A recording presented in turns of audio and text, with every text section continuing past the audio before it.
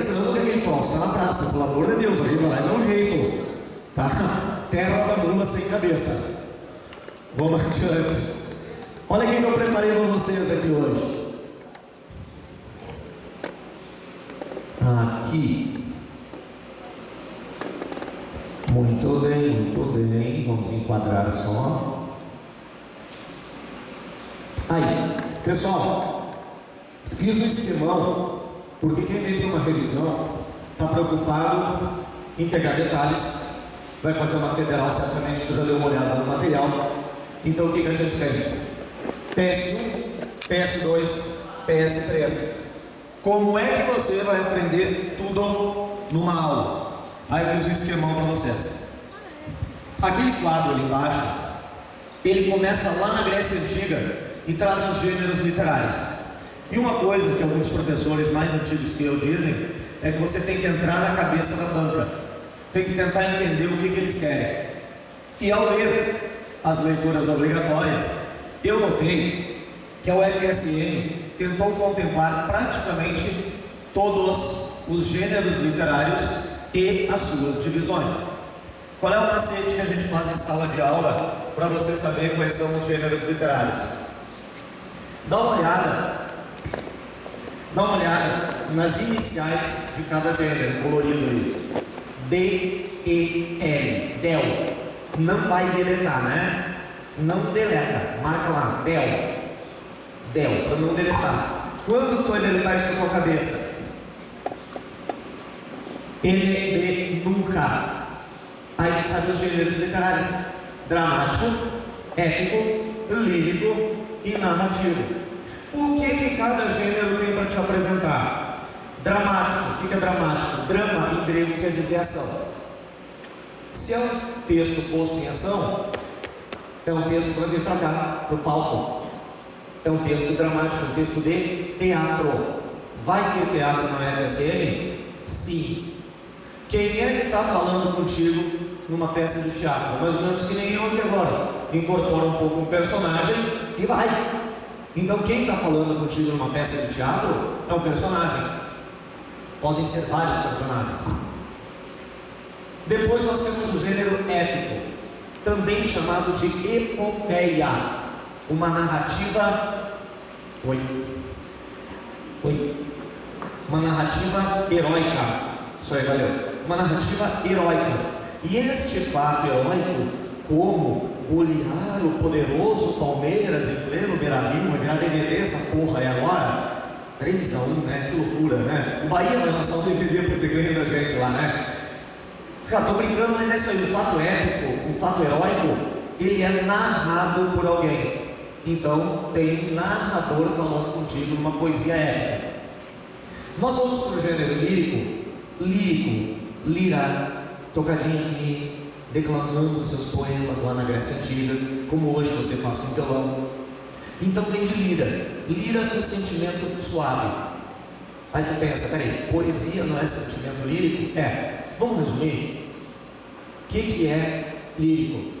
É toda poesia que não é teatro e toda poesia que não fala de herói, que fala de sentimentos mais variados. Aqui ele fala comigo, no teatro é o personagem, na poesia heróica épica é um narrador, e no poema, quem é que fala contigo? O que eu brinco sempre com a galera? Não é o poeta que está falando contigo, não é o autor do poema que está falando contigo, é uma voz, é o eu lírico. Guriazinho ouve Luan Santana. Cara chega e diz assim: perto de papai que é santinha, quando o sogrão não tá, tu perde a linha. Ah, safada, danada. Vai ouvir outra música do cara, ele diz: eu vou te esperar. Quando tu tiver 90 anos, usando fralda geriátrica, banguela, né? Esse cara é louco, ele quer pegar todas ou ele quer esperar uma? Ah, Luan Santana não sabe o que quer. Não é Luan Santana, é a voz que está falando contigo no poema, o eu lírico. E brincadeiras à parte, você tem que tentar identificar se esse eu lírico é masculino, feminino, ou mesmo se ele não tem definição. Pego 2 poemas do Vinícius de Moraes. De tudo ao meu amor serei atento, antes com tal zelo e sempre tanto. De tudo ao meu amor serei atento. Quem seria atento? Eu, homem. Se eu fosse mulher, eu diria de todo o meu amor serei atentado. Então, o eu lírico, a voz que está falando contigo, é de um homem. Mas, por exemplo, eu posso pegar uma cantiga lá do trovadorismo: que saudade do meu amigo que não volta mais. Amigo para eles quer dizer namorado. Quem é que está sentindo saudade do namorado? A menina. Você identifica o eu lírico feminino. Não confundir a voz do poema com quem escreveu o poema. Dentro do gênero lírico, eu tenho várias divisões. Não creio que a UFSM vai cobrar isso, mas é importante saber: tem poema para casamento, epitalâmio; poema para morte, elegia; poema para falar de natureza, que é a ode; poema para falar de pátria, que é o hino, e por aí vai, tá? Tem divisões.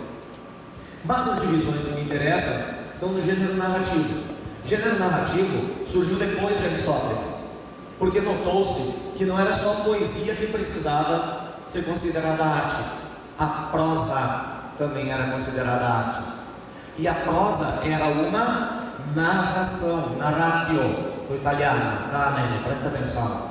Essa narração é em forma de prosa, só que tem vários tipos de narração. A narração mais longa que tem, lá no finalzinho, chama-se romance. Contar com muitos detalhes, dividir em capítulos, analisar o personagem profundamente. Ah, professor, mas eu queria uma obra mais curta. Mais curta tem a novela.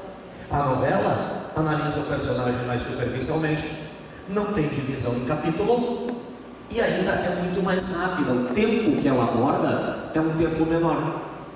Menor que a novela. O que tem? Conto. Já leu contos gauchescos, algum conto do Machado de Assis, assistiu curtas gaúchos, histórias extraordinárias, contos de inverno. Isso aí são contos, histórias curtas que se passam em um determinado local. Mas tem histórias que acontecem aqui, agora, um fato, um olhar, algo que você percebeu, que só diz respeito a este momento. Essa narrativa extremamente curta e exata chama-se crônica. Então, nome: romance, novela, conto e crônica.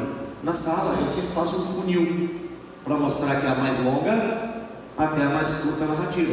Recomendo fazer isso no caderno aí. Faz um funil e escreve romance, novela, conto, crônica, até ficar pequenininho, para saber qual é a mais longa até a mais curta narrativa. Pois bem, importante saber para federal: tempo existe de dois jeitos. O tempo que eu posso marcar no relógio ou que eu posso marcar no calendário. O nome desse tempo é cronológico, tá? Tempo cronológico. E se eu me perco pensando aqui, fui para uma aula de literatura chata lá em Palmeira, não estava gostando da aula, comecei a viajar. Nossa, viajou um tempão aqui, né? Só na tua cabeça, né? Esse tempo é cronológico? Não, psicológico, ele só se passa aqui. Professor, a obra do Machado de Assis é psicológica ou cronológica? Fio, as duas coisas. Pega o Machado de Assis olhando lá o Bentinho, olhando para os olhos da Capitu. Ele está olhando para ela, passou 10 minutinhos. Quanto tempo ele ficou pensando naquele olhar? Uma vida inteira. Foi, fez os planos até o futuro, voltou, pensou se não tivesse conhecido. Isso é tempo psicológico. Analisado isso, nós só vamos fechar o gênero narrativo. O narrativo é prosa. E o narrativo, quem fala contigo, pode ser duas pessoas: o narrador, que está fora da história e sabe tudo. Esse narrador chama-se onisciente, ele sabe de tudo, tá? Mas ele também pode ser um narrador personagem, está dentro da história. E aí, se o narrador está dentro da história, não é ele que está te contando, narrativa é em primeira pessoa. E se eu estou falando a história do Quincas Borba, eu sou um narrador fora. Narrativa em terceira pessoa, estou falando dele. Cara, isso é barbada. Pensa quem é o personagem principal. É alguém falando do personagem principal? Narrativa em terceira pessoa. É o personagem falando dele mesmo? Narrativa em primeira pessoa. Não tem erro, precisa saber ler. Todo mundo aprendeu a ler? Ótimo, primeiro passo dado. O cara está me tirando, professor. Como que eu não aprendi a ler? Tem gente que não percebe esses detalhes. Tempo crono e psico. Narrador em terceira, narrador em primeira. A diferença entre uma prosa e uma poesia. Ah, o senhor não vai falar os resumos? Vou. Mas se eu não souber a diferença entre uma poesia e uma prosa, já era. Sabe identificar um versinho ou um parágrafo? Uma estrofe, um parágrafo, uma frase, um verso, um poema, uma redação? Tem que saber essa diferença. Dado esse esquema, o que a gente tem na prova seletiva de número 1? Olha lá, melhores poemas de Cláudio Manuel da Costa. Primeiro, vamos errar junto? Não deixa para errar lá no dia da prova. Não precisa gritar, mas eu quero que saia da voz. A qual época literária pertence o Cláudio Manuel da Costa? Ele é de qual época literária? Chuta, mas não precisa errar. Barroco, não. Isso aí. Já chegou na prova sabendo que não é barroco. Arcadismo, acertou. O arcadismo tinha um outro nome. Qual é o outro nome do arcadismo? Neoclassicismo, porque ele é equilibrado. Isso aí, vamos errar junto, que ele exorciza o demônio. É bem o que eu digo na sala. Tu não chegou lá e assim, será que é? Tu já sabe o que é ou não é. Neoclássico, tá? Arcade, equilibrado. Porque neoclássico igual ao clássico do Camões, igual à antiguidade clássica, onde surgiram aqueles gêneros literários. Os poemas do Cláudio Manuel da Costa se passam no arcadismo. Em qual estado brasileiro aconteceu o arcadismo? Minas Gerais. Inconfidência inteira. A natureza lá. Presta atenção que agora eu resumo dos poemas dele. A natureza dura, a natureza é pedra, é penedo, a natureza é pedregosa, a natureza é dura. E eu tô sofrendo. Eu tô triste pra caralho. Não tem pra caralho no poema, tá? Tô triste pra caralho. Tô molinho, tô fraquinho, tô me acabando porque eu não tenho ninguém. Tô chorando. Ó, seco, duro, úmido, suave. Natureza olha para mim. Natureza está ganhando forma, está ganhando vida, está se personificando, está virando prosopopeia. Natureza sentiu pena de mim. O que aconteceu? Natureza começa a chorar. O que tu acha que a natureza cria para poder chorar? Um rio. E o rio começa a escorrer. E eu, por não ter quem eu amo, começa a ficar duro, começa a ficar seco, começo a me embrutecer e começo a me assemelhar a uma rocha, a uma estátua, a uma pedra. Notou que eu e a natureza trocamos de lugar? Interpretação de texto. Poema Arcade vai falar de natureza, poema Arcade vai falar de campo. Os lemas deles eram latinos. O que um Arcade queria? Ele veio do barroco. Quem falou barroco por causa dessa transição. O barroco é Bahia, o arcadismo é Minas. O que o Arcade quer? Sair da cidade, ir para o campo. O campo é tranquilo. O campo não tem aquele jogo de palavras da cidade, é tudo muito simples. Eu vivo em equilíbrio, falo só o necessário. Não quero nem ser chamado de poeta, quero ser chamado de... Quem mora no campo é o quê?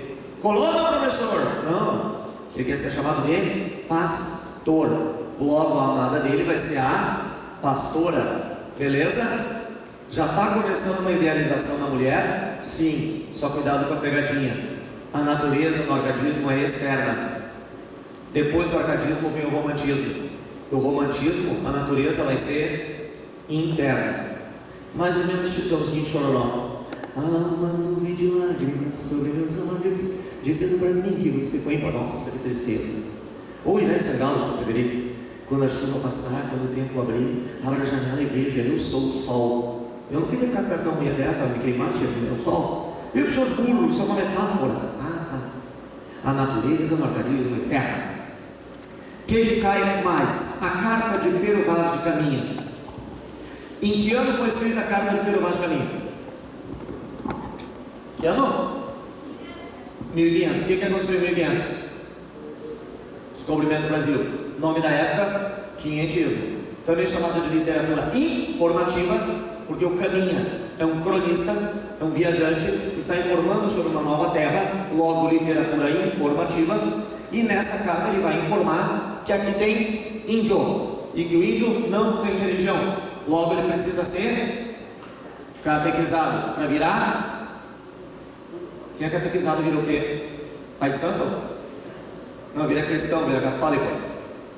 E aí, quando chegam os jesuítas aqui, 30 anos depois, eles vão catequizar os índios. Os padres jesuítas vão escrever sobre isso. Esse texto dos jesuítas é informativo? Não. É um texto de catequese, texto jesuítico, tá? Então são dois tipos de texto: informativo e jesuítico ou de catequese no quinhentismo. O que é o FSM que está te cobrando? O texto informativo. Só que na carta do Caminha ele tem duas preocupações. Cuida para não confundir. Na carta do Caminha tem duas preocupações. A preocupação material: quero saber se tem ouro e prata nessa terra. Ele ainda não sabe. Segunda preocupação: espiritual, salvar os índios. Não é porque ele tem uma preocupação espiritual que ele está fazendo uma literatura jesuítica. Não confunde as coisas. Ele só mostrou a preocupação. Quem vai fazer isso são os padres daqui a pouco. 3 características para você anotar da carta.